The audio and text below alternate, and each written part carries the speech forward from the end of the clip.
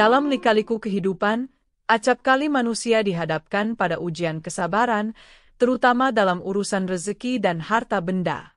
Ada yang memilih jalan lurus, bekerja keras membanting tulang, mengandalkan keringat dan doa untuk mencukupi kebutuhan hidup.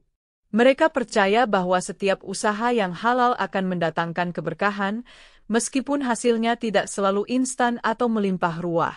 Kesabaran dan rasa syukur menjadi pegangan utama dalam menjalani roda kehidupan yang kadang terasa berat. Namun, tidak semua orang memiliki keteguhan hati yang sama. Di antara mereka, ada jiwa-jiwa yang rapuh, yang mudah silau oleh gemerlap duniawi dan terobsesi dengan kekayaan. Mereka melihat orang lain hidup berkecukupan, memiliki rumah megah, sawah ladang luas, atau perhiasan berkilauan, dan hati mereka dipenuhi rasa iri. Keinginan untuk memiliki hal serupa tumbuh subur, namun diiringi dengan kemalasan dan keengganan untuk berusaha keras. Orang-orang seperti ini mulai memimpikan jalan pintas. Mereka membayangkan betapa indahnya hidup jika bisa mendapatkan uang berlimpah tanpa perlu bersusah payah.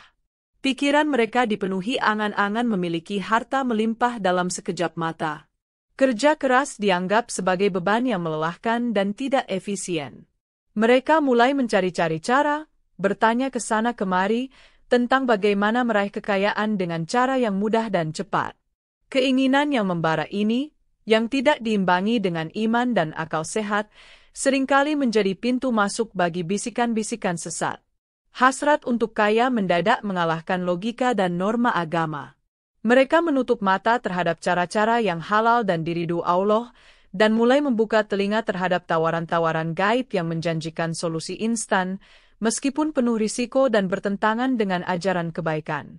Benih keserakahan dan ketidaksabaran ini akhirnya mendorong mereka untuk melangkah lebih jauh. Mereka tidak lagi puas dengan sekadar berangan-angan, tetapi mulai aktif mencari informasi mengenai praktik-praktik terlarang yang konon bisa mewujudkan impian mereka akan kekayaan instan. Satu langkah awal menuju jurang pesugihan telah diambil, didorong oleh nafsu duniawi semata. Di antara berbagai macam praktik pesugihan yang beredar dalam cerita rakyat, salah satu yang paling sering disebut dan dipercaya adalah memelihara tuyul. Kabar mengenai makhluk gaib berwujud anak kecil yang bisa diperintah untuk mencuri uang ini menyebar dari mulut ke mulut, seringkali dibumbui dengan kisah sukses, meskipun semu, para pelakunya. Informasi ini terdengar begitu menarik bagi mereka yang sudah gelap mata karena keinginan kaya. Orang yang terobsesi dengan kekayaan instan ini mulai serius mencari tahu lebih banyak tentang tuyul. Bagaimana cara mendapatkannya? Siapa yang bisa menyediakannya? Apa saja syarat dan risikonya? Pertanyaan-pertanyaan ini terus berputar di benaknya. Ia mulai bertanya secara diam-diam kepada orang-orang yang dianggap memiliki pengetahuan tentang dunia gaib atau pernah mendengar cerita serupa. Pencarian ini membawanya pada informasi bahwa tuyul bisa diperoleh melalui perantara seorang dukun ilmu hitam yang sakti, atau dengan melakukan ritual khusus di tempat-tempat yang dianggap angker dan memiliki kekuatan magis kuat, seperti kuburan tua, pohon besar, atau pertemuan dua sungai. Tempat-tempat ini dipercaya sebagai gerbang menuju alam gaib tempat makhluk seperti tuyul berasal atau bisa dipanggil. Dengan berbekal informasi seadanya dan tekad yang bulat, orang tersebut memulai perjalanannya mencari sumber tuyul. Ia mungkin harus menempuh perjalanan jauh ke desa terpencil untuk menemui dukun yang direkomendasikan, atau memberanikan diri mendatangi tempat angker pada malam hari untuk melakukan ritual. Semua dilakukan secara rahasia, karena praktik ini sangat tabu dan ditakuti oleh masyarakat luas. Proses pencarian ini tidaklah mudah dan penuh tantangan. Selain risiko fisik tersesat atau bertemu binatang buas jika mendatangi tempat angker, ada juga risiko bertemu dengan penipu yang mengaku dukun sakti padahal hanya ingin mengeruk keuntungan. Namun, hasrat akan kekayaan yang membara membuat orang tersebut mengabaikan segala risiko dan terus melangkah di jalan sesat yang telah dipilihnya. Setelah melalui pencarian yang penuh perjuangan, akhirnya orang tersebut berhasil menemukan seorang dukun yang diyakini mampu membantunya mendapatkan tuyul, atau menemukan lokasi keramat yang tepat untuk melakukan ritual pemanggilan. Tibalah saatnya untuk melakukan transaksi gaib atau ritual inti yang akan menentukan keberhasilannya dalam memperoleh makhluk pesugihan tersebut. Jika melalui perantara dukun, biasanya akan ada negosiasi mengenai mahar atau biaya yang harus dibayarkan. Mahar ini bisa berupa uang dalam jumlah besar, hewan kurban tertentu, atau bahkan benda-benda pusaka milik si pencari tuyul. Sang dukun kemudian akan melakukan ritual pemanggilan atau penyerahan tuyul yang sudah dimilikinya kepada calon tuan barunya. Proses ini seringkali dilakukan di ruangan tertutup, gelap, dan penuh asap kemenyan, diiringi mantra-mantra kuno. Jika tuyul diperoleh melalui ritual di tempat angker, prosesnya lebih berbahaya dan membutuhkan keberanian ekstra. Orang tersebut harus melakukan serangkaian tindakan sesuai petunjuk gaib atau ajaran sesat yang didapatnya, seperti bersemedi, mempersembahkan sesaji berupa makanan, kembang 7 rupa, atau bahkan tetesan darahnya sendiri. Ia harus menunggu hingga makhluk tuyul menampakkan diri dan bersedia, diambil, atau mengikuti perintahnya. Inti dari kedua cara tersebut adalah terciptanya sebuah ikatan atau perjanjian antara manusia dan makhluk gaib. Manusia berjanji akan merawat dan memenuhi kebutuhan tuyul, sementara tuyul bersedia mengabdi dan mencuri uang untuk tuannya. Perjanjian ini bersifat mengikat dan konon tidak dapat dibatalkan begitu saja. Kegagalan memenuhi janji akan membawa konsekuensi buruk bagi si manusia. Setelah ritual atau transaksi selesai, tuyul tersebut kini resmi menjadi milik orang tersebut. Ia membawanya pulang secara diam-diam, menyembunyikannya dari pandangan orang lain. Ada rasa puas karena berhasil mendapatkan apa yang diinginkan, namun di saat yang sama, ada pula rasa takut dan cemas akan apa yang akan terjadi selanjutnya. Persekutuan dengan makhluk gaib telah dimulai. Menurut berbagai cerita dan kepercayaan yang berkembang, tuyul digambarkan sebagai makhluk gaib yang menyerupai anak kecil. Tingginya seringkali tidak lebih dari sepinggang orang dewasa, atau bahkan lebih kecil lagi. Ciri khas yang paling sering disebut adalah kepalanya yang gundul atau plontos, tanpa sehelai rambut pun. Kulitnya kadang digambarkan pucat atau kehijauan, dengan mata yang besar dan bulat, terkadang tampak kosong atau justru bersinar aneh. Meskipun wujudnya seperti anak-anak, aura yang dipancarkan tuyul seringkali terasa dingin dan tidak menyenangkan. Ia bukanlah anak kecil biasa, melainkan entitas gaib yang memiliki kekuatan supernatural, terutama kemampuan untuk tidak terlihat oleh mata manusia biasa dan menembus halangan fisik seperti dinding atau pintu untuk melakukan tugasnya. Namun, terkadang ia juga bisa menampakkan diri, terutama kepada tuannya atau orang yang memiliki kepekaan batin. Sifat tuyul juga sering digambarkan mirip seperti anak kecil. Ia suka bermain, mudah tertarik pada mainan, dan kadang kala manja atau rewel jika keinginannya tidak dipenuhi. Sifat kekanak-kanakan ini kadang menjadi kelemahannya, karena ia bisa lupa pada tugas utamanya mencuri uang jika perhatiannya teralihkan oleh sesuatu yang menarik, seperti mainan atau suara anak-anak lain yang sedang bermain. Namun, di balik sifat kekanak-kanakannya, tuyul adalah alat pesugihan yang efektif. Ia patuh pada perintah tuannya, terutama jika perawatannya dipenuhi dengan baik. Ia memiliki insting tajam untuk menemukan tempat penyimpanan uang dan kemampuan untuk mengambilnya secara gaib tanpa terdeteksi. Loyalitasnya hanya kepada sang tuan yang telah membuat perjanjian dengannya. Wujud dan sifat tuyul yang unik ini membuatnya menjadi sosok yang ambigu dalam mitologi. Tampak polos seperti anak kecil, namun sesungguhnya merupakan perantara perbuatan dosa yang didorong oleh keserakahan manusia. Perpaduan antara kelucuan dan kengerian inilah yang membuat legenda tuyul terus hidup dan menarik untuk diceritakan. Memelihara tuyul bukanlah sekadar memberi perintah untuk mencuri. Makhluk gaib ini, layaknya anak kecil, menuntut perawatan khusus dari tuannya agar mau bekerja dengan baik dan tidak menimbulkan masalah. Kelalaian dalam merawat tuyul bisa berakibat fatal, mulai dari mogok bekerja hingga menyerang balik sang tuan atau keluarganya. Salah satu bentuk perawatan yang paling umum diceritakan adalah penyediaan tempat khusus bagi tuyul di dalam rumah. Biasanya berupa kamar tersendiri yang dijaga kebersihannya, dilengkapi dengan mainan anak-anak seperti kelereng, boneka, atau mobil-mobilan. Tempat ini menjadi area pribadi tuyul untuk beristirahat dan bermain ketika tidak sedang menjalankan tugasnya. Selain tempat dan mainan, tuntutan yang paling khas dan seringkali menjadi bagian paling mengerikan dari legenda ini adalah pemberian, minum, atau susu secara rutin. Banyak versi cerita menyebutkan bahwa tuyul perlu menyusu langsung kepada istri dari tuannya. Sang istri, baik secara sukarela karena ikut bersekutu, maupun terpaksa di bawah ancaman, harus rela menyusui makhluk gaib tersebut pada waktu-waktu tertentu, biasanya tengah malam. Ada pula versi lain yang menyebutkan bahwa tuyul tidak menyusu ASI, melainkan meminum darah. Tuan atau istrinya harus menyediakan beberapa tetes darah segar secara berkala sebagai makanan bagi tuyul. Versi manapun yang dipercaya, tuntutan ini menunjukkan adanya pengorbanan fisik dan ikatan yang sangat kuat, sekaligus menyeramkan, antara tuyul dan keluarga pemiliknya. Kegagalan dalam memenuhi tuntutan perawatan ini akan membuat tuyul marah atau sakit.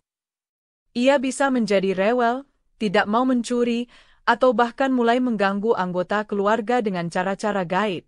Oleh karena itu, sang tuan harus selalu memastikan semua kebutuhan tuyul terpenuhi, sebuah rutinitas yang mengikat dan menambah beban psikologis di samping dosa yang ditanggung. Inti dari memelihara tuyul adalah untuk memanfaatkannya sebagai mesin pencari uang gaib. Setiap malam, terutama saat suasana sepi dan orang-orang terlelap, sang tuan akan memberikan perintah kepada tuyul untuk keluar mencari mangsa. Dengan kemampuannya yang tak kasat mata, tuyul akan menyelinap keluar rumah dan mulai menjelajahi perkampungan atau wilayah sekitarnya.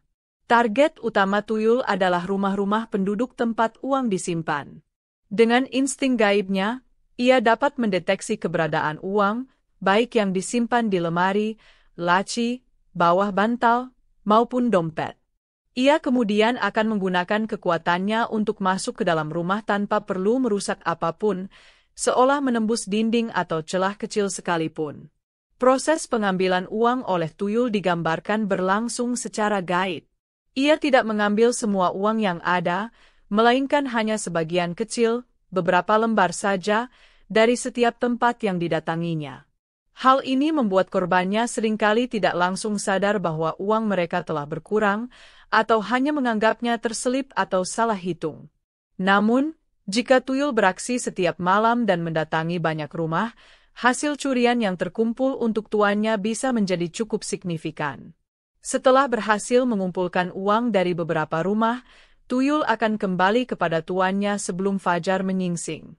Uang hasil curian itu akan diserahkan begitu saja, muncul secara misterius di dekat sang tuan atau di tempat khusus yang telah disediakan. Sang tuan akan menghitung hasilnya dengan perasaan senang, namun juga was-was. Aksi pencurian ini terus berulang setiap malam, menjadi rutinitas bagi tuyul dan sumber penghasilan haram bagi tuannya. Kekayaan sang tuan perlahan bertambah, gaya hidupnya berubah, menimbulkan kecurigaan di kalangan tetangga yang bertanya-tanya dari mana datangnya rezeki nomplok tersebut tanpa pekerjaan yang jelas. Sementara itu, tuyul terus menjalankan tugasnya, tanpa memahami konsep dosa atau akibat dari perbuatannya. Meskipun tampak sakti dan sulit dideteksi, masyarakat percaya bahwa tuyul memiliki beberapa kelemahan atau hal-hal yang ditakutinya. Kepercayaan ini melahirkan berbagai metode tradisional untuk menangkal aksi pencurian oleh tuyul dan melindungi harta benda dari gangguan makhluk gaib ini. Cara-cara ini diwariskan turun-temurun dan masih sering dipraktikkan di beberapa daerah. Salah satu penangkal yang paling populer adalah menggunakan kepiting air tawar atau yuyu. Konon, tuyul sangat suka bermain, dan jika ia melihat yuyu yang diletakkan di dekat tempat penyimpanan uang atau di sudut ruangan, perhatiannya akan teralihkan. Ia akan asyik bermain dengan yuyu tersebut hingga lupa pada tugasnya mencuri uang, bahkan sampai fajar tiba dan ia harus kembali ke tuannya dengan tangan hampa. Selain yuyu, bawang putih tunggal, bawang lanang, juga dipercaya ampuh untuk menakuti tuyul. Aroma khas bawang lanang konon tidak disukai oleh makhluk halus, termasuk tuyul. Menggantungkan bawang lanang di dekat pintu masuk atau tempat penyimpanan uang diyakini dapat mencegah tuyul mendekat. Beberapa orang bahkan mengoleskan bawang putih pada uang mereka.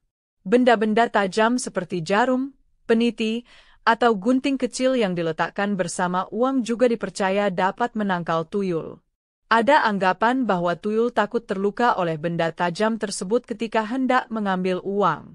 Selain itu, cermin kecil yang diletakkan menghadap tempat uang disimpan juga disebut bisa membuat tuyul takut karena ia akan melihat pantulan wujudnya sendiri yang aneh. Meskipun efektivitas cara-cara ini tidak dapat dibuktikan secara ilmiah, kepercayaan masyarakat terhadapnya sangat kuat. Bagi mereka, ini adalah bentuk ikhtiar atau usaha untuk melindungi diri dari kejahatan gaib, sekaligus menjadi pengingat bahwa setiap makhluk, sekuat apapun, pasti memiliki kelemahan atas izin Allah. Keberadaan penangkal ini juga menambah tekanan bagi para pemelihara tuyul. Jalan pintas melalui pesugihan tuyul tidak pernah menjanjikan kebahagiaan abadi.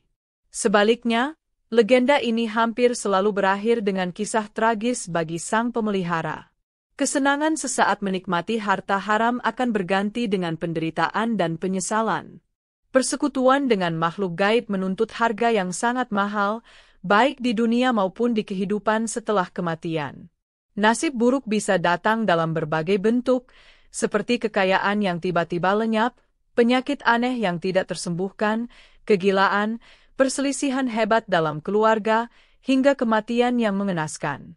Ada pula cerita yang menyebutkan bahwa jika perjanjian dilanggar atau sang tuan ingin berhenti, tuyul akan marah dan menuntut balas. Ia bisa meneror keluarga, mencelakai anak-anak, atau bahkan meminta tumbal nyawa sebagai ganti rugi. Ikatan dengan tuyul seringkali sulit dilepaskan, menjerat pemiliknya dalam lingkaran setan hingga akhir hayatnya. Harta yang dikumpulkan pun tidak membawa berkah, melainkan menjadi sumber malapetaka dan fitnah. Kehidupan yang awalnya diharapkan menjadi indah justru berubah menjadi mimpi buruk.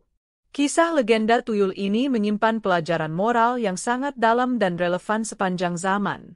Ia menjadi pengingat keras akan bahaya keserakahan dan godaan untuk menempuh jalan pintas yang diharamkan agama. Legenda ini mengajarkan bahwa kekayaan sejati bukanlah semata tumpukan harta benda, melainkan ketenangan batin, keberkahan dalam rezeki, dan keharmonisan keluarga yang didapat melalui cara-cara yang halal dan diridhu Allah. Kerja keras, kesabaran, doa, dan tawakal adalah kunci utama meraih kebahagiaan dunia dan akhirat. Memilih jalan pesugihan seperti memelihara tuyul adalah tindakan yang tidak hanya merugikan diri sendiri dan keluarga, tetapi juga merupakan bentuk pengingkaran terhadap kekuasaan Allah sebagai satu-satunya pemberi rezeki. Ia menjerumuskan pelakunya ke dalam dosa syirik dan menjauhkan diri dari rahmat ilahi. Oleh karena itu, legenda ini terus diceritakan sebagai peringatan agar manusia senantiasa menjaga iman, menjauhi perbuatan tercela, dan selalu bersyukur atas nikmat yang telah diberikan, sekecil apapun itu, serta selalu berusaha di jalan yang benar. Demikianlah kisah ini diceritakan, segala kebenaran detailnya kita kembalikan kepada Allah, Tuhan yang Maha Kuasa.